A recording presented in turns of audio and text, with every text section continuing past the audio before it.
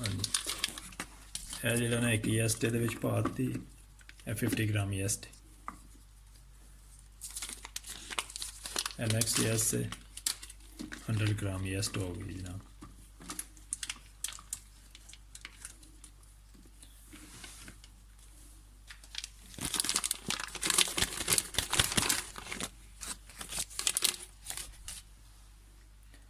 Ten decilitre water है,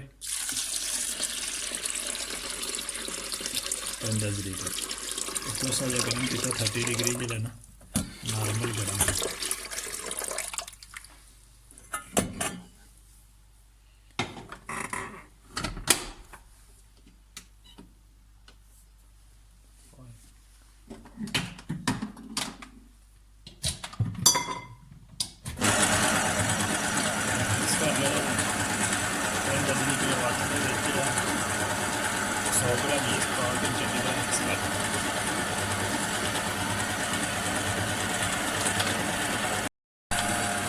four spoon sugar, छोटी जी चम्मच है ना स्मॉल स्पून जी ने 4 पानी है,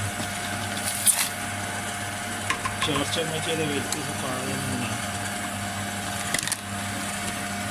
4 स्पून साल्ट, 4 स्पून शुगर,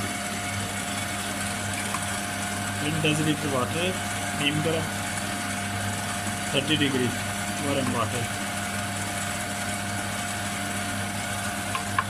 100 ग्राम यीस्ट।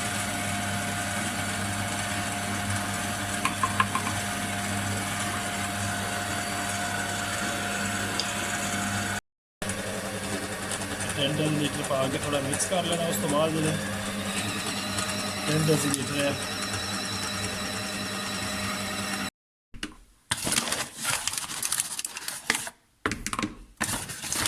10 डेसीलीटर मोर जो 20 डेसीलीटर टोटल।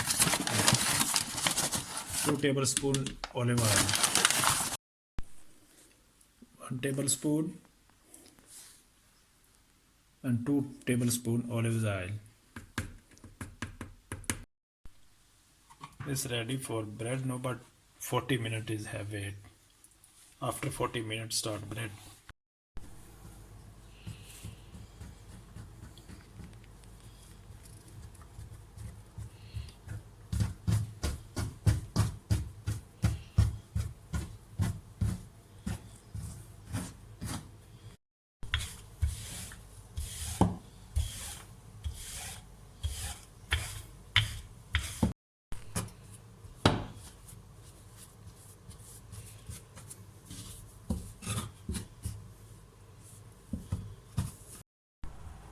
बैगर दे रोल बने पे ने which this have 20 minute rest.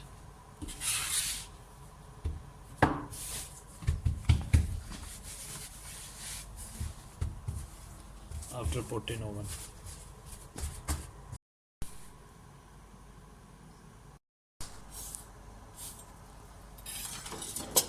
Now is ready. Put in oven.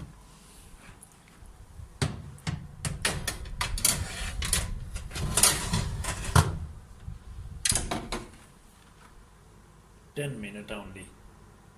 200 temperature, 250 is okay. ये 10 मिनट तो बाद रेडी हो गई है ना।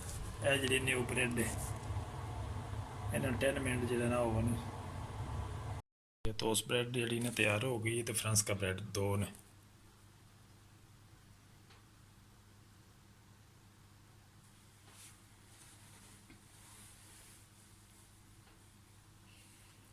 मेरा तो रोज़ा है माशाअल्लाह। तुसी भी रोज़ा खोल के दिखाया जी, पहले ना खानी शुरू कर दो।